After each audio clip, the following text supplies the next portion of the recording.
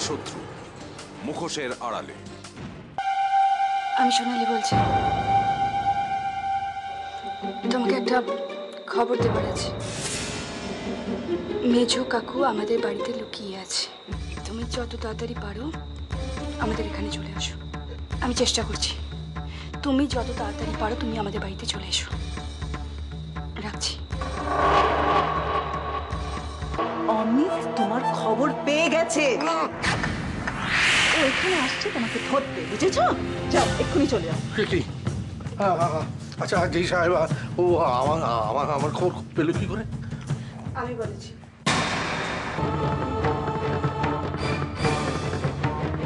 সুমিত, নিচে পুলিশের জিপ এসে গেছে, অমিত এসে গেছে, পালাও। আর কি বাবা, সামনের দিক দিয়ে বেরোলে পরে ধরা পড়ে যাবো। আপনি অমিতকে আটকান, পেছনে তো যেতে বেরোচ্ছি।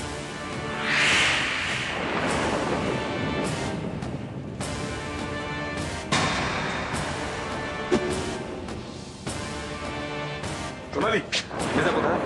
এই মাত্র পেছনের দরজা দিয়ে পালিয়ে গেল, এই মাত্র গেল। Step down officer, stop. তুমি আমার ইনস্ট্রাকশন ছাড়া কাউকে অ্যারেস্ট করতে পারো না। আপনি সরে যান ম্যাডাম। Stop, stop. আর এক পা এগোলে আমি গুলি করে দেবো। 3 অবধি গুনবো, তার মধ্যে যদি আমার কথা না শোনো, 1 2 3।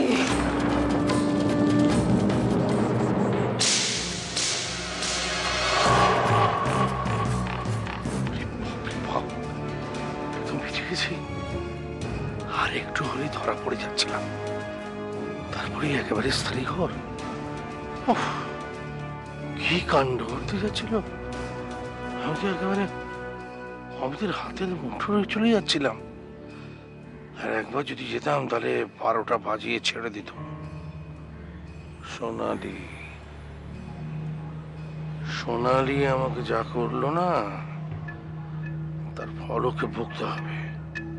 ছাড়বো না ওকে, আমি কিছুতেই ছাড়বো না।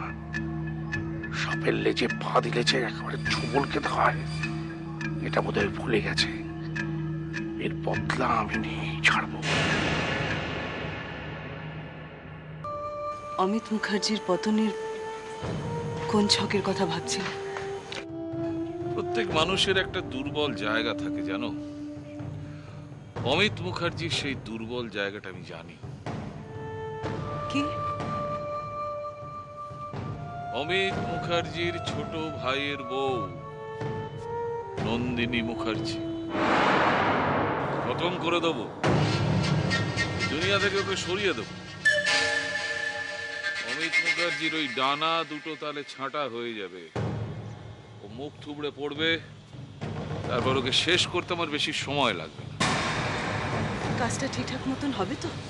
এই হবে ডার্লিং, তোমার অপমানের বদলা আমায় নিতে হবে না।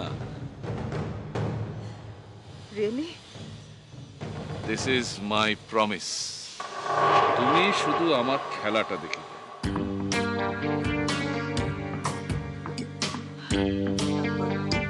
ডিএসপি শেষ। অমিত মুখার্জি, তুমি দিবাকর ব্যানার্জি প্রতিভা এখনো জানো না। আমার মনে হচ্ছে এবার আমার প্রতিভাটা দেখানোর সময় এসে গেছে।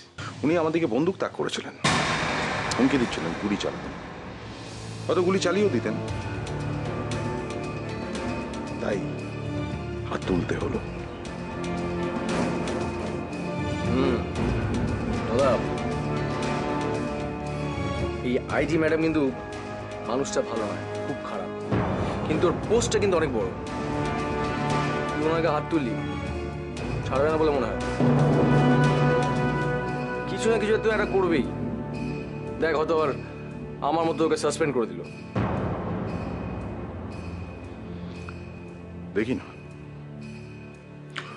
ওর হাত থেকে বাঁচবার জন্য একটা রাস্তা আমার মাথায় আছে, একটা প্ল্যান।